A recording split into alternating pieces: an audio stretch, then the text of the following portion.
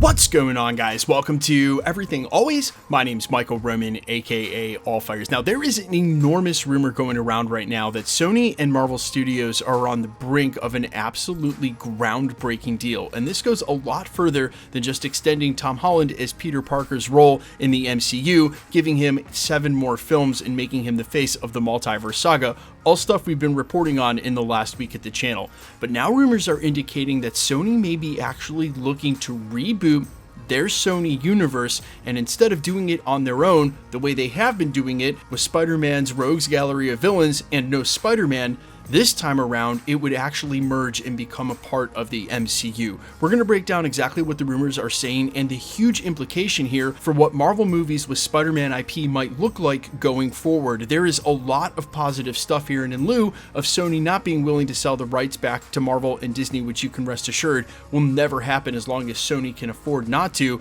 this is probably the best case scenario and what we've all been waiting for as far as seeing some of these key Spider-Man villains now entering the MCU. We're going to break it all down, but first, if you could, quick reminder, we do daily Marvel content at the channel, and that's all we do, and my analytics still indicate that about half of you who watch the channel daily haven't subscribed to the channel yet, which is totally cool. I do the same thing, but the algorithm has been all over the place recently, so just a reminder, if you do consume my content on the regular, as much as I appreciate that, if you haven't subscribed yet, I would really appreciate that as well. Now, first and foremost, we're going to leave this in rumor mill territory, grain of salt territory for now until we hear it from one of the more trusted industry insider sources who has a proven track record and we give a lot more reverence to. But there are several different sources right now with the same rumor that Sony is about to reboot their Sony universe and in doing so, merge it with the MCU to finally make it one consistent continuity. Now, the timing of this is not just synchronicitous, it's on purpose because not only is Sony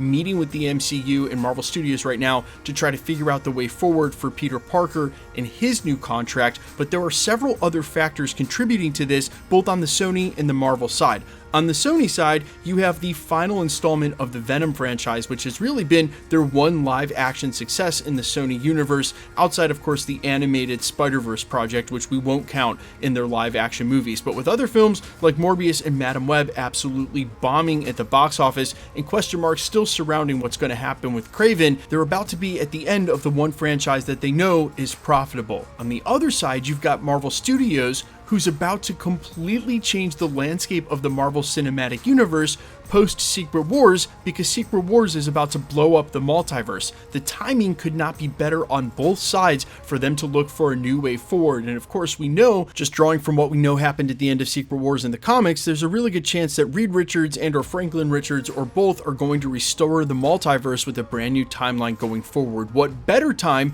to institute soft reboots and on both sides to keep whatever is working or that you want to keep going forward and change whatever or recast whatever hasn't been working in the past. And so I think there's a good chance that, quote unquote, with this merger, not only might we see Tom Hardy's Venom in Spider-Man 4, but maybe even going forward past that as the Venom in the MCU, the same way Tom Holland's Peter Parker will stay beyond what's going on with the end of the Multiverse Saga into the Mutant Saga and keep playing that character. But there will be other reboots, and again on both sides. For instance, I'm not sure that Jared Leto will be able to stay Morbius or if we'll get a new Morbius in the MCU, or they'll look forward to new roles like Norman Osborn and just start casting those characters and connect it into the Marvel Cinematic Universe.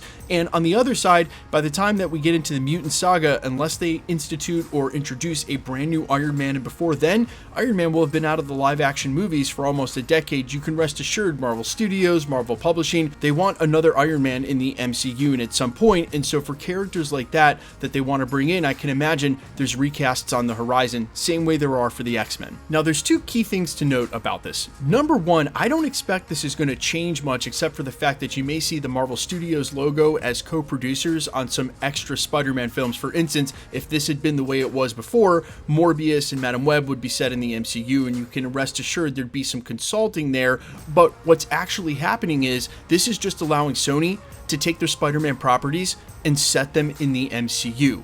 It's also allowing Sony to be able to use a Peter Parker because everybody will be in the same universe at this point. It's also a win for Marvel Studios because they've been unable to use a lot of the rogues gallery from Spider-Man because apparently as part of their agreement, whenever Sony uses a character like Morbius or Kraven, they're not allowed to be used in the MCU. So really both sides are getting something, and as the fans go, our interest in the projects that Sony are making now, even though they've still got a track record is what it is with Morbius and Madam Web, they're going to be set in the MCU. There's going to be stakes there. And so if we were introduced to a Norman Osborn on one side, it's Norman Osborn in the MCU. It's all one big story, as it probably should have been from the beginning. Now, I don't think that this is going to cure everything that ails Sony, speaking of their track record, because, again, I don't expect Marvel Studios to hold their hands with projects outside of the Spider-Man franchise. So, for instance, after the sharing agreement, if they want to do a Madam Web movie, I am not sure that Marvel is going to be a part of that, other than the fact that they could probably use Spider-Man in it, and that basically changes everything,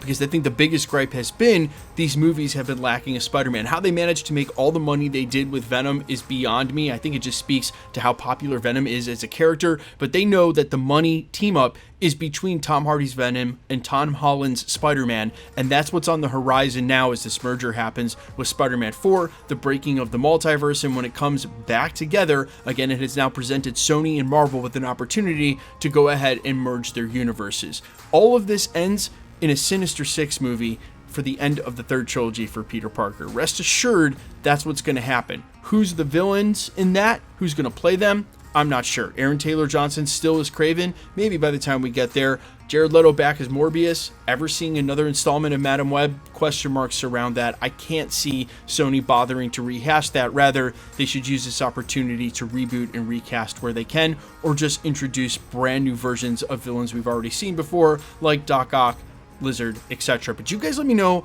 all your thoughts down below. I am all ears as always. Which villains from Spider-Man should they prioritize when this all merges together? And what does this eventually mean for Miles Morales being introduced? How do you work him into all of this if it's not and during the end of the Multiverse Saga? I'm all ears as always. Quickly, let's get into the giveaway stuff before I let you go. We're still giving away PlayStation 5s at the channel. If you want to be entered to win, super simple. All you got to do, hit the subscribe button and leave a comment, because it's truly random. The more videos you comment on, the better chance you have of winning. All winners will be announced at the end of videos, the same way we're doing here, live, with the winning comment shown when there is one, and my voiceover. So please be safe and vigilant, really, on any platform, YouTube or anywhere else. Never give out your information on a third-party app like Telegram or WhatsApp. And please remember that no YouTuber and or content creator will ever try to charge you for anything, including shipping, if you should win a prize. The best way to keep up with the content has always been to hit the notification bell with all notifications turned on. And as always, if you like today's video, I'd appreciate it if you'd hit the like button. My name's Michael Roman. You can find me in a couple of places: Instagram and Twitter at I'mFires. You can also find me on Spotify, YouTube, Amazon, Apple, iTunes under the name AllFires. And while I sincerely appreciate you checking my music out, thanks for checking this channel out. Stick around. We'll be posting again real soon.